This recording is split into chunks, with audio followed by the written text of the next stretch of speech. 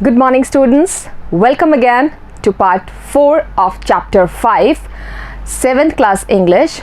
I, Shweta Somra, am your English teacher and today we will be reading part 4, which is younger brother of Mr. Gessler. So we were reading chapter quality, okay? And today we will read part 4th of this chapter, which is titled as younger brother of Mr. Gessler. You all remember this is a novel and it is abridged and simplified by Mr. John Galsworthy. He wrote this novel. It's a beautiful story having lots of emotions about the workers who used to make products by their hands. Alright, now they used to maintain the quality as well as the longevity of the product which they used to make. आप सबको पता है हमने ये chapter जो पढ़ा था ये क्वालिटी के बारे में पढ़ा था और उन सब वर्कर्स के बारे में जो हैंड्स से अपनी प्रोडक्ट्स बनाते हैं. They use their own skills from their hands to make the product और वो क्या करते हैं, बहुत लंबे चलते हैं क्योंकि उनकी क्वालिटी जो है वो बहुत ही अच्छी होती है. ठीक है, क्योंकि एक एक चीज़ बनाने में वो अपना पूरा डिवोशन लगाते हैं, पूरा कंसंट्रेशन लगाते हैं, इसलिए वो चीज़ बहुत अच्छी चलती है और बहुत अच्छी होती है. So we read about mister Gessler. They were two brothers and they shifted from Germany, which was their native land, to London, okay, for the business of their shoes. So Gessler brothers, they used to make shoes and they had a shop, small shop in the by street of a fashionable street in London. London की बहुत ही बड़ी posh जो fashionable street थी, shopping street थी, उसके side में एक street थी, उसमें उनकी छोटी सी शॉप थी और एक सिंपल सा साइन बोर्ड था which used to have written, और उस पर एक सिंपल सा साइन बोर्ड था जिसपे क्या लिखा था, गेस्लर ब्रदर्स. सिर्फ और सिर्फ गेस्लर ब्रदर्स लिखा था, नथिंग एल्स. तो कोई बहुत उसमें दिखावा नहीं था, कोई ऐसी चीज़ नहीं थी उन लोगों की जो लोगों को, दूसरे लोगों को उनकी शॉप की तरफ अट्रैक्ट करे. ठीक है, कोई colourful banner, posters, lightnings, hoardings कुछ भी नहीं था. ठीक है, कुछ भी नहीं था, सिर्फ और सिर्फ गेस्लर ब्रदर्स का एक सिंगल सा साइन बोर्ड था और ये भी नहीं पता था कि ये शूज़ की शॉप है. वो भी कैसे पता चलता था, it had a window and there 2 to 3 pair of shoes were displayed. एक साइड में एक खिड़की थी छोटी सी जिसमें 2 या 3 पेयर ऑफ शूज़ डिस्प्लेड थे. इससे पता चलता था कि this is a shoe shop. Alright, so it was about Mr. Gessler and the narrator John Galsworthy.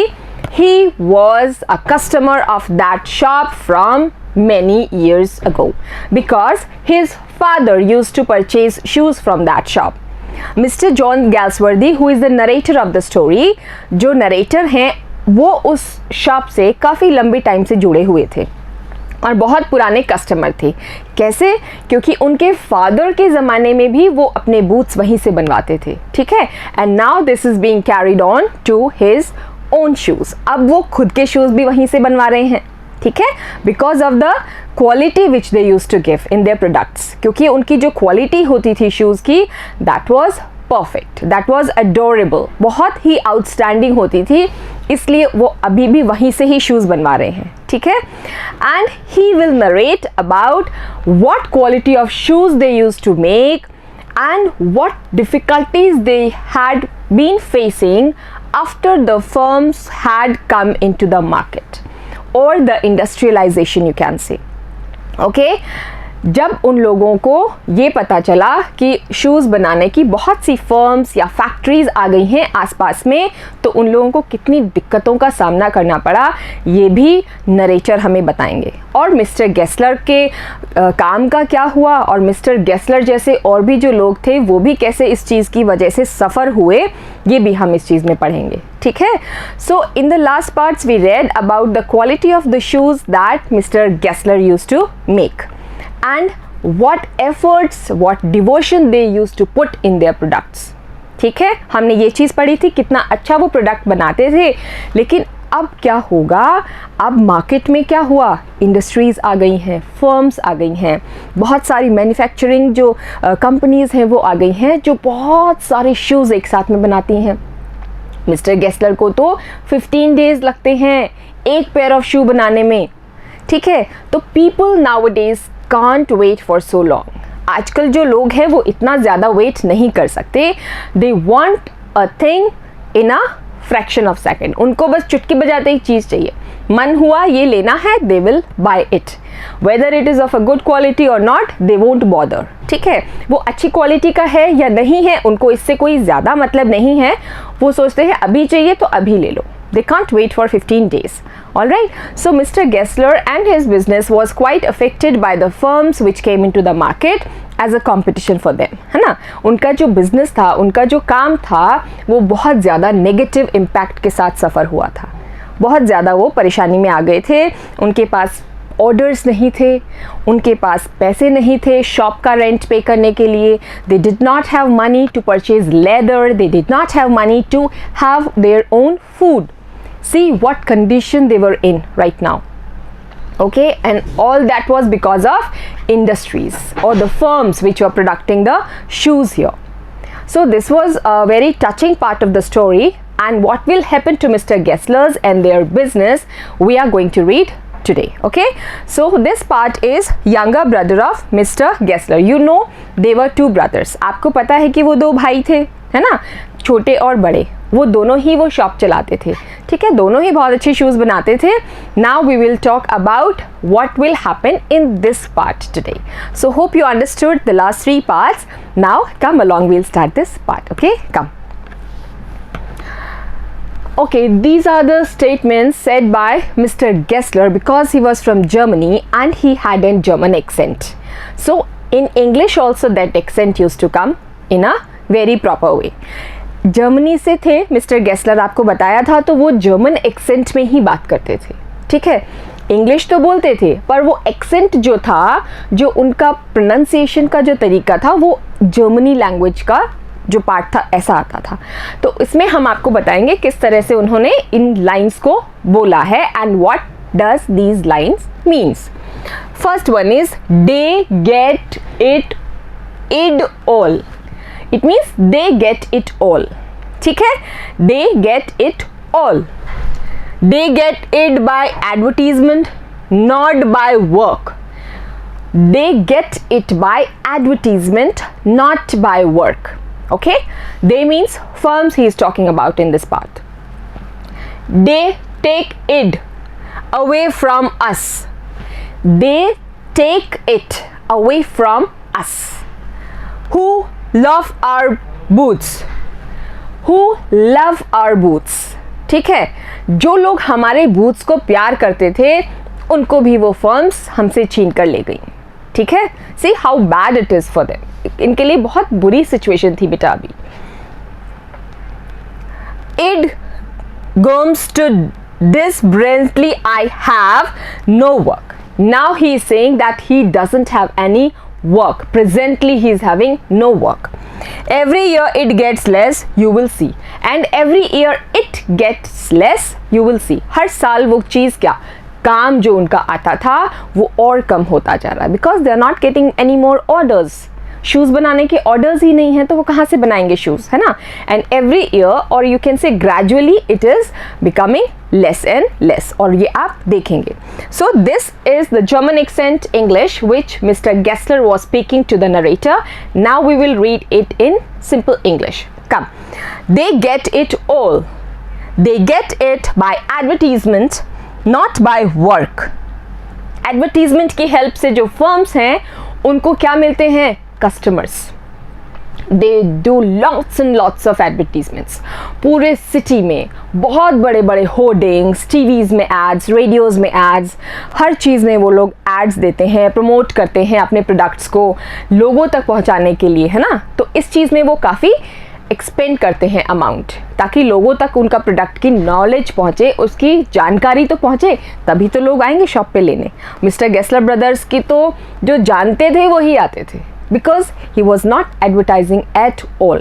All right, so he is a bit annoyed here. He is a bit very feeling sad for all these things that he is not advertising at all, and the firms which are advertising, they are taking all the customers away from them.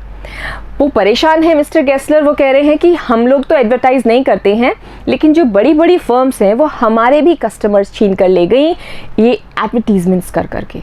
ठीक है, They take it away from us. वो हमसे ले गई. What?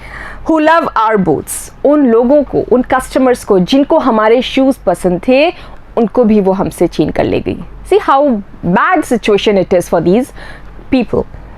It comes to this. Presently, I have no work and every year it gets less.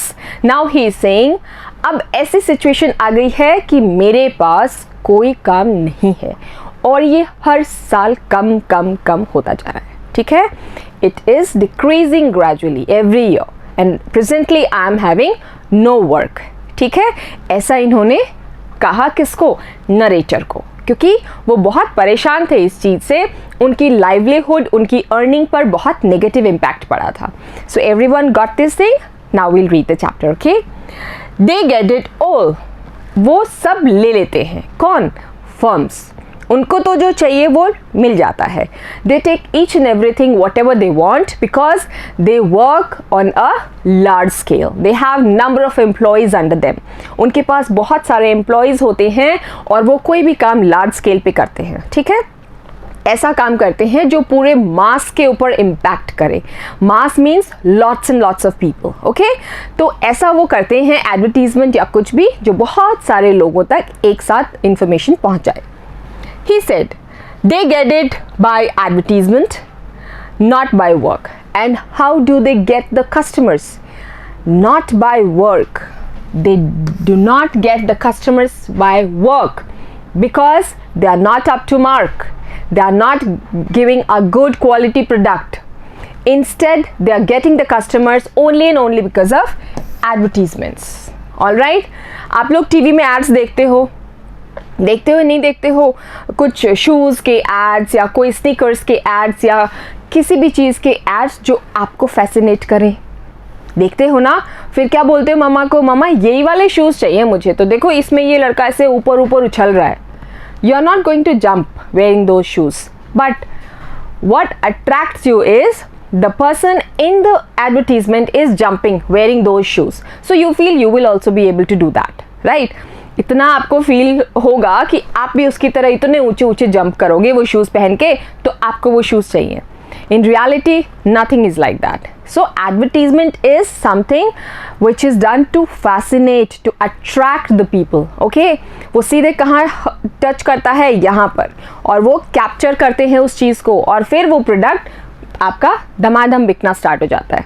तो advertisement ये लोग नहीं करते थे. Gessler brothers, they did not do any kind of advertisements for their product, but the firms used to do, and this was the reason they got so many customers. All right,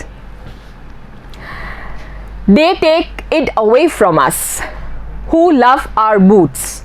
और जो big big firms हैं, बड़ी बड़ी जो companies हैं, वो हमारे सारे कस्टमर्स जिनको हमारे शूज़ पसंद थे उन सबको लेके चली गई हमसे. हमको बिल्कुल अकेला छोड़ के चली गई बिना किसी काम के. Now he is feeling sorry, mister Gessler is feeling very sorry for the big firms who have taken their own customers, as if they have snatched their customers from them. ठीक है? And now they are sitting without any work. All right?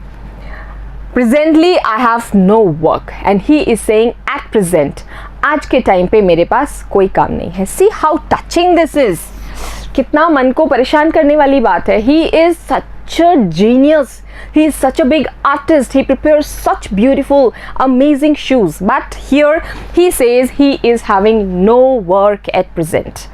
कितना brilliant बंदे थे, इतने अच्छे shoes बनाते थे, और 3-3, 4-4 साल किसको बोलते हैं बेटा, इतना लॉन्ग चलते थे इनके shoes.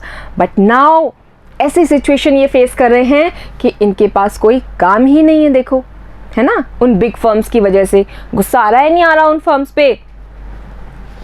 Every year it gets less, और हर साल ये चीज़ कम होती जा रही है. मतलब हमारे कस्टमर्स जो हैं वो कम होते जा रहे हैं धीरे धीरे धीरे धीरे. ठीक है? So see how negative it is for them, because they are not able to earn money. वो कहाँ से लाएंगे अपना पैसा? दे हैव अ स्किल, उनके पास एक आर्ट है, but if nobody is valuing that art, how will they earn their money? कोई अगर उनकी आर्ट की कद्र ही नहीं करेगा, उनके पास आएगा ही नहीं शूज़ ऑर्डर करने, तो वो पैसे कहाँ से कमाएंगे? है कि नहीं? बहुत बुरी सिचुएशन थी बेटा अभी इनकी. You will see, he is saying आप धीरे धीरे देखो हर साल ये कम होते जा रहे हैं। And looking at his lined face, I saw things I had never noticed before. Bitter things and bitter struggle, and what a lot of grey hairs there seemed suddenly in his red beard. Now he is saying lined face. Lined face means बेटा झुर्रियाँ जो पड़ जाती हैं ना, ageing जो होती है, एजिंग के साथ साथ आपके फेस पे झुर्रियाँ पड़ जाती हैं, है ना। आप अपने देखते हैं ग्रैंड मास ग्रैंड पास के जो फेस पे हैं, they have wrinkles on their faces, ठीक है। तो ऐसे रिंकल्स या लाइंस उनके फेस पर आ गई थी। लाइंड फेस मीन्स झुर्रियाँ पड़ा हुआ चेहरा। Now the narrator can see so many lines on his face, and you know what, it comes either due to tension or due to mental disturbance or aging। तो इस time as के साथ साथ उनको मेंटली भी वो बहुत disturb थे, बहुत ज़्यादा टेंशन में थे, क्योंकि वो बहुत क्रूशियल टाइम से निकल रहे थे, बहुत ही ज़्यादा क्रूशियल टाइम था। I saw things I had never noticed before। आज नरेटर कह रहे हैं मैंने ऐसी ऐसी चीज़ें देखी उस शॉप पे जो आज तक मैंने कभी नोटिस ही नहीं की, क्योंकि उनको कभी ऐसा लगा ही नहीं। Because Gessler brothers were very loyal to their work and they were quite happy with whatever they were earning. उनके कोई बहुत बड़े बड़े सपने नहीं थे, जो भी वो कमा रहे थे उससे वो बहुत खुश थे, ठीक है। और वो अपने काम के प्रति बहुत ही वफादार थे। They were very loyal towards their work. Bitter things and bitter struggle, जो उनके साथ हो रही थी अभी कड़वी बातें और कड़वे स्ट्रगल्स क्या थे बेटा, यही थे कि उनको कस्टमर नहीं मिल रहे। They want to make shoes but they are not getting customers for whom they will make shoes. Alright, how will they pay the rent of the shop? How will they buy the leather? How will they buy food for themselves? So this was very typical situation for them right now, and they were facing a very crucial situation. And what a lot of grey hairs they seemed suddenly in his red beard. So we read in the first or second part that he was having a red beard. उनके लाल लाल colour की सी दाढ़ी थी, और उस दाढ़ी में अब narrator को वाइट बाल दिख गए हैं, grey hair. Okay, actually we can't say white but grey hair बोल सकते हैं, सफ़ेद बाल आ गए थे उनकी दाढ़ी में। Okay, it means that also is because of stress. जब आपके वाइट हेयर होते हैं तो आप देखना जो स्ट्रेस्ड लोग होते हैं उनके, या फिर एजिंग के साथ साथ, either the one is stressed out so much और he is having what, ageing process. या तो उनकी उम्र ढलती है तब वाइट होते हैं, या फिर उनके स्ट्रेस बहुत है, वो बहुत स्ट्रगल फेस करते हैं तो उनके बाल ग्रे होते हैं। And now he is having grey hair in his beard, ये वो बता रहे हैं। तो ठीक है, यहाँ से लाइंड फेस, ग्रे हेयर, ये क्या है, ये उनके स्ट्रेस का आउटकम है। किसका? मिस्टर गेस्लर का। तो ये नरेटर डिफाइन कर रहे हैं कि वो इतनी प्रॉब्लम में थे, इतना इम्पैक्ट उन पे पड़ा था नेगेटिव, कि वो उम्र से पहले ही बूढ़े दिखने लग गए थे, with the wrinkled face and grey hair in their beard. So this one is ill omen, I-double-L. This is I-double-L. Ill omened means attended by bad omens. Omens क्या होते हैं बेटा? अपन बोलते हैं ना अपशकुन होना, दैट इज इल ओमेंड, ठीक है, बुरा शगुन होना। कोई चीज़ शगुन हम किसको बोलते हैं बेटा? हम सोचते हैं कि अच्छा होगा ऐसा फ्यूचर में, we think that is something good is going to happen in future, that is a good omen. अच्छा शगुन और बुरा शगुन। अपन नहीं बोलते if some cat passes by and we are moving to some place, what we say, ये तो अपशकुन हो गया, ठीक है। हमारा तो बिल्ली रास्ता काट गई, अब हम कैसे जाएंगे, ये तो अपशकुन हो गया, ठीक है। एक्चुअली दिस इज मियर सुपरस्टिशन, ऐसा कुछ नहीं होता, बट एग्जाम्पल मैं आपको दे रही हूँ ये समझाने के लिए, ठीक है। तो अपशकुन होना means ill omened here, getting. As best I could, I explained the circumstances of those ill-omened boots. Now the narrator is feeling so bad because in the last part we read about the pair of shoes he was wearing which he bought from a firm. क्योंकि हमने last part में क्या पढ़ा था कि narrator एक ऐसे shoes का पेयर पहन के चले गए थे जो उन्होंने गेस्लर ब्रदर्स की शॉप से नहीं लिए थे, किसी और फर्म से ले लिए थे, क्योंकि उनको जल्दबाजी में शूज़ खरीदने थे, ठीक है। तो और गलती से वो शूज़ पहन के वहाँ चले गए और ये चीज़ मिस्टर गेस्लर को यहाँ पे हर्ट हो गई, ठीक है, उनको बुरा लगा। और उसी चीज़ से ये बात निकली कि देखो ये मेरा कस्टमर है, ये भी फर्म के जूते पहन रहा है, इतना पुराना कस्टमर जिनके फादर के शूज़ भी यहाँ से बन के जाते थे। He is also wearing shoes which are bought from the firms. So he felt very bad at his heart and he felt very touched also and he started talking about the firms. उनको बहुत बुरा लगा, इसलिए फिर वो इन firms के बारे में नेगेटिव बातें करने लग गए। और इल ओमेंड बूट्स क्यों बोल रहे हैं वो? अब शकुनी जूते क्यों? क्योंकि इन शूज़ की वजह से आज मिस्टर गेस्लर बहुत हर्ट हो गए हैं, आज इनकी लाइवलीहुड पे बहुत बुरा इम्पैक्ट पड़ा है, ठीक है, इसलिए ये इसको इल ओमेंड जूते बोल रहे हैं। But his face and voice made so deep an impression that during the next few minutes I ordered many pairs. अब ये कह रहे हैं, स्टार्टिंग में तो कह रहे हैं कि मैंने बहुत एक्सप्लेन करने की कोशिश की कि मैंने ये अपशकुनी जूते क्यों खरीदे, ठीक है, उन्होंने बहुत एक्सप्लेन करने की कोशिश की। The narrator tried to explain very much to mister Gessler why did he buy the shoes from the firm, because he was in a hurry or he needed them all of a sudden or it was some emergency or anything, but still he is saying that Mr. Gessler was feeling very sad and looking at his face and expressions the narrator ordered number of shoes, ठीक है। Narrator को उनका दुख इतना ज़्यादा दिख रहा था कि उन्होंने क्या किया बेटा, बहुत सारे पेयर ऑफ शूज़ ऑर्डर कर दिए, ठीक है। उनको लगा कि चलो कैसे न कैसे तरह से मैं इनकी हेल्प कर पाऊँ, ठीक है। मैं इनको एक पेयर ऑफ शूज़ नहीं ऑर्डर करूँगा, इनको ज़्यादा पेयर ऑफ शूज़ ऑर्डर करूँगा ताकि इनका काम चले, ठीक है। थोड़ी बहुत वो अपनी तरफ से हेल्प करना चाह रहे थे। And in a few minutes I ordered many pairs. So the narrator was also very good at heart. वो भी बहुत अच्छे दिल के इंसान थे। So he also ordered many pairs instead of one. He went to order only one pair of shoes, but looking at his face and his expressions, he ordered many pairs of shoes. They lasted longer than ever. Now the narrator is saying that these shoes which he ordered here, they lasted longer than ever. Means जो पहले वाले shoes थे उनसे भी वो अधिक चले, even longer than ever. आज तक जो शूज़ इनके पहने हुए थे और जितना वो चलते थे, ये वाले शूज़ उससे भी ज़्यादा चले हैं, ठीक है। Even lasted longer than ever. अभी तक के जो शूज़ थे उनमें सबसे ज़्यादा चले ये। It means he put more efforts in these shoes. और मन लगा कि उन्होंने वो बूट्स बनाए। And I was not able to go to him for nearly 2 years. अब वो कह रहे हैं क्योंकि वो बहुत सारे शूज़ बनवा लिए थे, ऑर्डर कर दिए थे और वो बहुत लंबे चले, so he was not able to go to that shop for the next 2 years. इस वजह से वो उस शॉप पर करीब 2 साल के लिए नहीं जा पाए, आगे आने वाले 2 सालों के लिए, क्योंकि जूते बहुत अच्छे थे, वो बहुत लंबे चले, तो ज़रूरत ही महसूस नहीं हुई शूज़ ऑर्डर करने की, है ना। और एक साथ 2-3 पेयर्स ऑर्डर कर दिए थे probably, so he was saying that he did not get a chance to visit that shop for 2 years. Okay, it was many months before my next visit to his shop, ठीक है।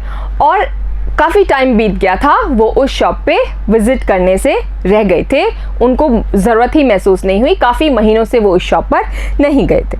This time it appeared to be his elder brother handling a piece of leather. Now this time when he visited after 2 years, अब जब ये उस shop पे visit कर रहे हैं तो ये कह रहे हैं I saw not Mr. Gessler but his elder brother. Mr. Gessler नहीं थे, उनके बड़े भाई थे और उन्होंने क्या कर रखा था, he was handling a piece of leather. वो एक लेदर के पीस के साथ कुछ कर रहे थे। Alright, so he went to that shop after many years or 2 years and few months and he saw elder brother of Mr. Gessler in that shop. He was working. Okay, I am pretty well, means I am pretty well. But my elder brother is dead. Now he is saying, but my elder brother is dead. लेकिन मेरे जो elder brother है वो मर चुके हैं. He is no more in this world. I'm pretty well, but my elder brother is dead. Okay, when lacking enthusiasm or energy means बहुत ही निढाल, बहुत ही थके हुए से, बहुत परेशान से, ठीक है?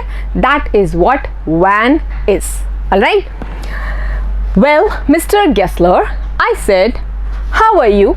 Now the narrator went to that shop and he said, well, Mr. Gessler, how are you? आप कैसे हैं Mr. Gessler? He came close और वो थोड़ा सा उनके पास आए and peered at me. Peered at me means ऐसे चश्मे से यूं करके उनको देखा, एकदम ऐसे लग रहा झांकते हुए कुछ देख रहे हैं, ठीक है? ऐसे ऐसे करके उनको देखा and peered at me. I'm very well. I'm pretty well. मैं बहुत अच्छा हूँ. He said slowly. उन्होंने बहुत धीरे से कहा, मैं बहुत अच्छा हूँ. But my elder brother is dead. लेकिन जो मेरे elder brother हैं, he is no more. वो इस दुनिया में नहीं रहे. And I saw that it was indeed himself. But how aged and when? Now he is saying कि elder brother तो वो खुद ही थे, ठीक है? और वो इतने एजेड और ये लग रहे थे कि वो भूल गए कि वो किसकी बात कर रहे हैं. And he was very aged and when, बहुत ही थके हुए, परेशान, बूढ़े से लग रहे थे वो. कौन? मिस्टर गेस्लर, ठीक है? And never before had I heard him mention his brother. और आज तक कभी भी उन्होंने अपने ब्रदर का कभी मेंशन नहीं किया था, कभी उनका नाम ही नहीं लिया था. जब भी वो नरेटर उस शॉप पे विजिट करने गए, आज तक कभी मिस्टर गेस्लर ने उनका नाम भी नहीं लिया था. Much shocked, I murmured, oh, I'm sorry. और फिर उनको बहुत शौक लगा कि इनमें से एक भाई चले गए हैं इस दुनिया से. Then he said, oh, I'm sorry. जब भी आप कोई ऐसी न्यूज़ सुनते हैं किसी के बारे में कि कोई किसी के नियर एंड डियर वन चले गए हैं, they have left this world, what do you say? I am sorry, ठीक है? ये कर्टसी होती है बेटा. This is a manner how you will say. आप कैसे बोलोगे, आपको पता चलेगा. आप कहते तुम्हारे मम्मी पापा ठीक है, तो कोई कहता है मेरी मम्मी नहीं है, तो आप क्या कहोगे? कुछ कहोगे ना उसको, क्या कहोगे? Oh, I'm sorry. This is what you have to say. ठीक है? तो इसी तरह से जो हमारे नरेटर हैं उन्होंने भी धीरे से कहा, oh, I'm sorry. है ना? ये तो बहुत बुरा हुआ, ये जो आपके साथ हुआ, this was very bad. Do you want any boots? Now he comes to the point. The shoemaker, he comes to the point and he asks the narrator, do you want some boots? तुमको कोई boots चाहिए क्या? Shoes चाहिए क्या? Do you want any boots? It's a beautiful piece. It's a beautiful piece. Now he's showing a piece of leather and he's saying that this is a beautiful piece of leather. If you want, you can order your shoes. Yes, he answered. Now the narrator of the story, he said, yes, I'm here because I want to order a pair of new shoes. Narrator है वो कह रहे हैं, of course, बिल्कुल मैं नए shoes order करने ही आया हूँ आपकी शॉप पर. He was a good man. He made good boot. But he is dead. Now the narrator said the brother of Mr. Gessler was a very good man and he used to make very good boots. ठीक है? वो बहुत अच्छे shoes बनाते थे और वो एक बहुत ही अच्छे इंसान थे. ठीक है? उनका नेचर बहुत अच्छा था, बहुत फ्रेंडली था. And he is saying he used to make very good boots as well. But he is dead. पर अब क्या, वो इस दुनिया में है ही नहीं. And he touched the top of his head where the hair had suddenly gone as thin as it had been on that of his poor brother, to indicate, I suppose, the cause of his death. Now he is saying कि जो पहले जो mister Gessler थे उनके भी यहाँ पे बाल नहीं थे और अभी जो मिस्टर गेस्लर हैं दूसरे brother, he is also not having hair on his head. So the narrator said it seems कि वो उनके भाई के शोक में उनके वो चले गए हैं हेयर, जो उनके सिर पे बाल थे वो इस वजह से चले गए क्योंकि he is very sad for his demise of his brother. Okay, do you want any boots, फिर वो कह रहे हैं तुम्हें कोई शूज़ चाहिए क्या? And he held up the leather in his hand, और उन्होंने लेदर का पीस ऐसे ऊंचा करके दिखाया मिस्टर नरेटर को। इट्स अ ब्यूटिफुल पीस, और वही बात बोली जो पहले मिस्टर गेस्लर कहते थे, this is a very beautiful piece, ये एक बहुत ही सुंदर पीस है लेदर का।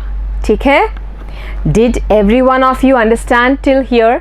So this was all we read in this chapter, in this part, and in our next part we will read what will happen next with the shoes or Mr. Gessler or with their shop or anything we want to know.